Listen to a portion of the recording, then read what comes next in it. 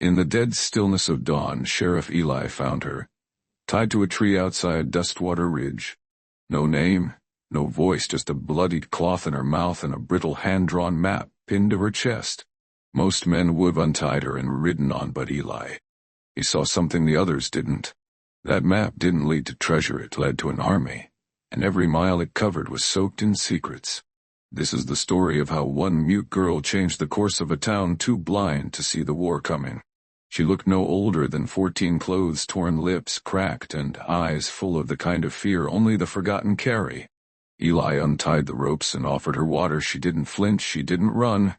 She just stared at the sheriff's badge, then pointed to the map. The paper was stiff, drawn in charcoal with mountains, crosses, and rows of little red marks.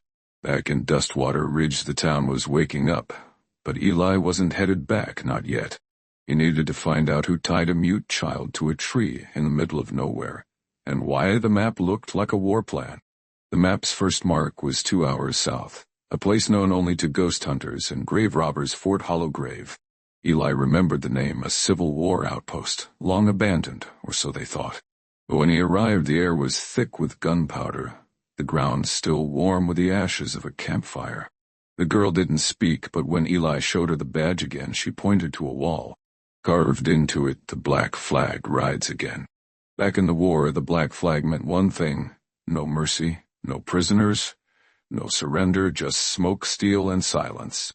Fort Hollow Grave was where one of the last black flag battalions vanished, but now someone was bringing it back. Eli didn't say a word as he turned to the girl. She stared at the carving like she knew it, like it wasn't a warning but a message. He searched the barracks, dust and bones mostly, but behind a collapsed desk he found a rusted case with a silver insignia burned into it. Black 77, that was no ordinary unit. Black 77 was a rogue division court-martialed and disbanded for war crimes, for burying civilians alive. And yet here was their mark, fresh and deliberate. Eli asked himself a question he hadn't in years: who's rebuilding the Black 77? And why did they leave a mute girl tied to a tree with their map? He didn't have answers, but the map pointed to a second location, Dust Rock Canyon, a place where the land swallowed people and never spat them back out. As they rode out, the girl suddenly clutched his arm. She pointed to her throat and drew a line across it. Eli stopped the horse. They cut your voice out, didn't they? She nodded once, then held up 3 fingers. Eli frowned. 3, which he tapped her chest, then mimed to rifle soldiers. 3 Black 77 soldiers are still alive. Dust Rock Canyon wasn't a place folks visited unless they were trying to disappear. By the time Eli and the girl arrived, night had fallen. Coyotes howled and wind scraped sand like whispers over a coffin. Then they saw it, just like the map promised: 13 shallow graves arranged in a perfect circle. At the center stood a wooden cross with a bullet hole through it underneath. Scrawled in ash, "We wait for the one who remembers." The girl's hand trembled. She pointed to one grave. It wasn't empty. It wasn't filled. It had a pair of boots sticking out the top. Eli walked over, brushed the dirt aside, and found a man's face, still breathing. Buried up to his neck, still alive. A badge rested on his collar. Eli recognized it. It belonged to Sheriff Caleb Boone, a man who went missing 6 years ago. Eli dropped to his knees. "Boone, you alive?" Boone's eyes snapped open. "She brought you, didn't she?" Eli froze. "You know her?" Boone coughed blood. "That girl isn't who you think. She's the one they were protecting." Before Boone could speak again, a shot rang out. The girl had taken Ellis' rifle and was aiming it at Boone's head. But she wasn't shaking. She was calm, like this was always the plan. "Don't," Eli whispered. "Talk to me. Don't let them turn you into them." She hesitated, then lowered the rifle. Boone whispered, "She was raised by Black 77. They trained her, made her forget who she was. But that map, it wasn't just a road to their graves. It was a kill list." Eli looked down at the map again. Every red mark was a town. Every cross, a name of someone who helped end the Black Flag War. The girl looked up at Eli, tears in her eyes, and mouthed 2 words: "I remember." In that moment, Eli made a choice. He tossed the map into the fire. No more wars, no more ghosts. They buried the graves properly that night. The girl never spoke again, but she never ran either.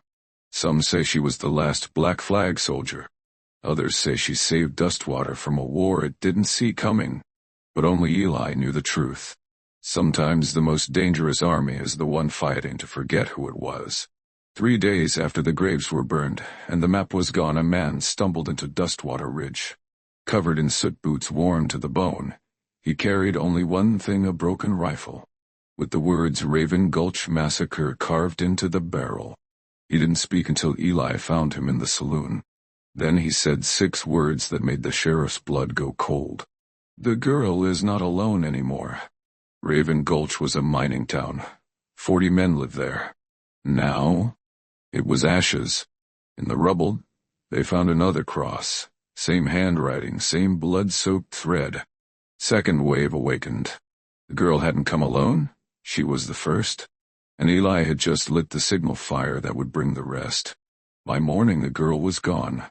No note, no tracks, just a bullet casing left on Ellis' porch. The kind used only by one man, Captain Harlan Crow. He was the Black 77's ghost trainer. A strategist, a sadist, a myth. Dead, they said, buried with the rest. But Eli had once seen his face. And now he saw it again on a wanted poster freshly nailed to the Dustwater gallows. He wasn't dead. He was hunting. And the girl wasn't running from him. She was running to him. Eli saddled up by dusk and rode hard toward Raven Gulch. The trail was cold until he found a ravine and the remains of a campfire. There, carved into a burnt tree, was a mark Eli had only seen once before. A wolf's head missing its jaw. That was Crow's calling card. He didn't kill for war. He killed to rebuild. Suddenly, Eli heard a whisper, no voice, just the shift of boots in the gravel. Then a gun pressed to the back of his neck. "You shouldn't have followed her," a voice said, deep, rusted, familiar. Eli turned slowly. It wasn't Crow. It was a boy, no older than 13, dressed in black 77 gray, and wearing the same silver dog tag the girl had hidden beneath her dress. They were building an army, and the children were no longer waiting. Eli didn't remember the blow, just the dirt in his mouth and the sound of a steel door locking behind him. He was underground. The air smelled of coal, blood, and burning rope. Then the voice came, calm, confident. Sheriff Eli Dawson Dustwater, former Union scout, once hung a man for stealing a horse, now raising a girl bred for war." Eli looked up. Captain Harlan Crow stood across the cell, dressed in black with his hands behind his back. The man was older, burned on one side, his left eye milky white, but his voice still like gravel and ice. "You should be proud," Crow said. "She survived the purge, the drills, the long walk. You made her soft again, but that's fixable." Eli spat blood. "She remembers what you did to her." Crow smiled. "No. She remembers what you told her to remember. But muscle remembers better than memory." Then Crow whistled. 2 sharp notes. A figure stepped into the flickering torchlight. It was her, the girl, no longer in the torn dress, wearing a black long coat, cold-eyed, silent on her hip. Ellis' revolver. "She made her choice," Crow whispered. But Eli didn't believe it. He couldn't until the girl spoke, just 3 words. "He trained me," and walked away, leaving Eli in the dark, surrounded by ghosts of a war that never ended. The cell was damp, the torchlight gone. Eli hadn't slept in 2 days, but when the hatch above opened, it wasn't Crow. It was the girl. She came alone. No guards, no orders barked from behind her. Just silence. Eli looked up through blackened eyes. "You don't belong here," he said. The girl didn't answer. She set down a tin plate of dry bread. Then she knelt, closer than she'd ever been since that night at the rail tracks. "You told me my name was Lila," she whispered. "Was that real?" Eli paused. "I didn't know your real name. I just gave you one so you wouldn't have to carry theirs." She nodded slowly, reached into her coat. For a second Eli thought it was a gun, but it was a matchbook, from the Tired Mare's saloon in Dustwater. "He says I have to prove myself," she said. "Burn it down. No screams, no witnesses, just ash." Ellis' throat dried. "What did you say?" he asked. She looked him in the eye for the first time in days. "I haven't answered yet. Then she stood, but before she left she said something that froze the blood in Ellis' veins. Crow told me Lila was his daughter's name. The hatch slammed shut, and Eli realized this war wasn't about vengeance or revolution anymore. It was personal, and she was the weapon both men had named. She didn't ride straight to Dustwater. Instead, Lila headed west, to a place no one marked on maps anymore. Ash was where the Black 77 had made their last stand, and where Crow lost everything.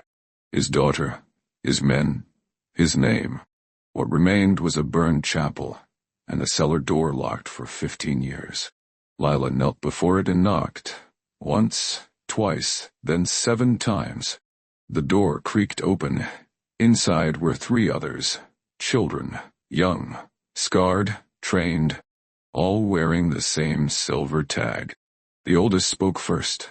Crow said if you came here, it meant you were ready. Lila didn't answer. Instead, she walked to the center of the cellar where an old crate sat untouched. Inside, the red ledger, a leather-bound book with 77 names, all of them enemies of the Black Flag, all of them marked for death. Lila flipped the pages slowly. Page 12, Eli Dawson. Her hand trembled. She reached for her matchstick case. But instead of lighting one, she snapped it in half and dropped the broken stick on his name. Not him, she said. The others stared. Crow wa'n't like that. The youngest said. Lila stood tall. Crow's not the only one who remembers. Now Crow was staring at the fire when the news reached him. She spared him, the messenger said. Crow didn't look up, just tightened the glove on his burned hand and whispered, "Then I trained her too well." Across the camp, the youngest recruits were loading dynamite. The second wave was nearly ready, but Crow's focus was now on one thing. Lila had made a choice, and choices needed consequences. Back in the underground cell, Eli had nearly chewed through the cloth gag binding his mouth. It wasn't the first time he'd been in a hole like this, but it might be the last. Unless he made his move soon. That's when he heard it. Not boots, not guards, a harmonica, a slow, crooked tune playing from somewhere outside the wall. Eli froze. Only one person ever played that song. Clarabelle, long thought dead former scout, sharpest shot in the Dakota territories, and the only person Eli had ever trusted more than his badge. The tune stopped, then a voice, muffled, hushed, came through the cracks in the stone. I followed the girl. I saw the camp. I've got 2 rifles, 1 bullet left, and a grudge 10 years old. Eli smiled through the blood on his teeth. That's all we ever needed. Meanwhile, far away in ash, Lila stared at the burnt name and the red ledger, and behind her the firelight flickered, as someone new stepped through the cellar door. Not Crow, not a child, but a woman in black with a scar across her neck, and Lila's real birth name tattooed across her wrist. The woman in black didn't speak right away. She simply held out her wrist. Tattooed across it in faded soldier's ink, Marisol. The name made Lila freeze, not because she recognized it, but because she didn't. That's what they called you, the woman said, before the train, before the drills, before Crow. Lila stepped back. You're lying. The woman shook her head. I was there when you were taken. I screamed your name while they burned the orphan ledger. You weren't meant for the Black 77. You were taken by mistake. Lila's hands shook. Then why didn't you come sooner? The woman looked down. Because I was in cell 14. Same camp, same scars, different escape. Outside the others waited, watching the exchange in silence, but none of them noticed the glint of a scope on the ridgeline above. Clarabelle had them in her sights. One shot, one warning. Then she'd breach the camp and find Eli, but before she could fire, a click sounded behind her. Crow, calm, smiling. Now that's a familiar silhouette, he said. Clara didn't flinch. Should've died at Ash, she said. Should've. Crow agreed, but I had one reason not to. He reached into his coat and pulled out something small, a locket. Inside was a picture. Burned around the edges, a girl 6 years old, same eyes as Lila, same scar on the chin. Crow's voice dropped. Her name wasn't Lila. Either. It was Marisol Crow, my daughter. Clara's hands tightened on her rifle. No, she was never yours. You made her what she is. Crow stepped closer, and now she's going to choose what she becomes. The rope burned Ellis' wrists raw as Clara cut him loose beneath the hatch. You sure you can still ride? She whispered. Eli stood, wobbled. Nodded. She's not gone. he said. Not yet. Clara passed him a stolen revolver. Then let's get her before he breaks what's left. Just over the ridge, Crow stood on a platform in the ghost town of Ash. Below him, 3 wagons of dynamite. A circle of the Black 77's young soldiers and Lila standing alone in the center. The crowd was silent. Then Crow raised his hand and read from the red ledger. Tonight, Marisol Crow, code name Lila, completes her rebirth. She will carry out the sentence on the man who erased her name and return to the family she was forged. He tossed the revolver at her feet. 1 bullet, 1 name, Eli Dawson, but she didn't move. Didn't pick it up. Her hands stayed clenched at her sides like they were holding on to something invisible. What's wrong? Crow said, stepping closer. Is it the name? No, Lila whispered. It's the lie. Just then, gunfire erupted from the ridge. Clara, a shot clipped the platform, sent dust flying through the whole camp into chaos. Eli charged down the slope on a stolen horse, firing wide, drawing the guards toward him. Crow ducked, cursed, then saw her. Lila still frozen, not running, not firing, just staring at the revolver on the ground, and her reflection in its steel. Crow snarled, stormed toward her. Pick it up. Finish it. You are nothing without the 77. Lila looked up, calm, cold, final. Then it'll be nothing, and she kicked the gun off the platform. Into the fire. The crowd gasped. Crow froze. For the first time, afraid, because now, she wasn't his weapon. She was his witness. For a moment, everything was still. The revolver hissed in the fire, its barrel glowing red, like the heat had scorched the last of Crow's illusions. Then he turned to her, slow, measured. You're making a mistake. Marisol. Lila didn't flinch. That's not my name. Crow nodded, almost mournful. You think Dawson gave you something better? A name out of pity? A fake life in a dying town? I made you strong. You made you small. Lila's voice cracked, but her eyes didn't know. You made me a monster. You gave me a chance not to be one of the youngest. Black 77 stepped forward, barely 12, holding a rusted rifle. She threw the bullet in the fire. He whispered, Doesn't that mean the trial's over? Crow's head snapped toward the boy. You question me. Another voice rose from the crowd. We followed her, not you. And then another. She survived what you couldn't. The camp was splitting, half still loyal, half uncertain, and Crow could feel it slipping, so he did what he always did. He pulled his own gun, aimed it at Lila. If I can't reclaim you, he'll erase you. But before he could fire, Clara's shot rang out from the ridge. Crow's pistol exploded in his hand, blood, screaming smoke. Lila didn't run, didn't move. She just looked at him, not with fear, with pity.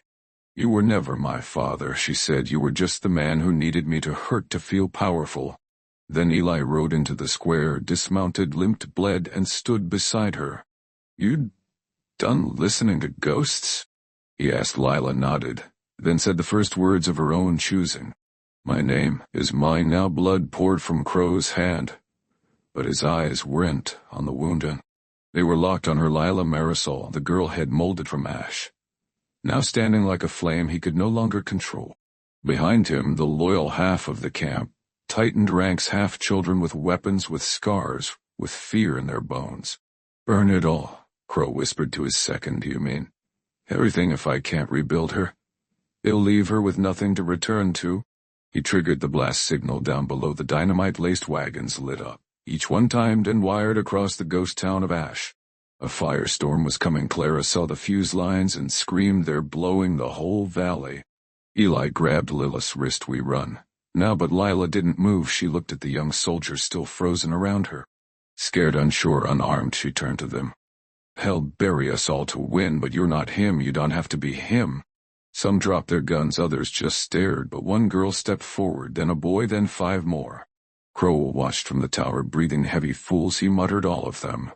Clara aimed from the ridge. One clean shot, she said. I can end him. But Eli raised a hand. Not yet. Then it happened. One of the younger fighters grabbed a fuse line, tried to cut it. The spark snapped, shot sideways, and hit the nearest wagon. Boom, a thunderous shockwave ripped through the town square. Fire, screaming, chaos. Lila was thrown back. Eli tackled 2 kids behind cover. Clara rolled from her perch gun, lost in the blast. And when the smoke cleared, someone was missing. The woman in black, the one who knew Lila's real name, who called herself her blood. Buried beneath rubble, half her body pinned, Lila crawled to her weeping. I didn't ask for this, I didn't want this. The woman smiled weakly. You didn't ask to be a weapon, but you chose to be more. Her last breath was a whisper, finish it. And as the flames rose higher, Crow stepped from the burning chapel with a second gun in his good hand. The chapel smoldered behind him, the valley lit like a forge. Crow walked through flame, dragging his bad hand like a wounded animal. His good hand gripped the second pistol. Lila stood alone in the square, covered in ash blood on her brow, but her eyes unshaken. He raised the gun. You want the truth, girl, I made you, not Ash. Not Eli, not that dead woman with her fairy tales. Me, you are mine. She didn't draw, didn't move, just said not anymore. He fired once, twice, both wide. A boy from the black 77 tackled his leg. A girl threw her helmet like a stone. They were rising, one by one, not to fight for Lila, but to stand beside her.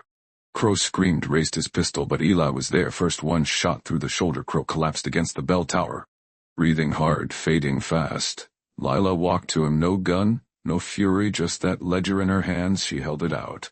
These names, all the ones you trained, all the ones you broke, I'm going to find every one of them and give them a choice you never did. Crow laughed, coughing blood. You think mercy's enough? Lila looked at him one last time. No, but truth might be. She dropped the ledger at his feet and walked away behind her.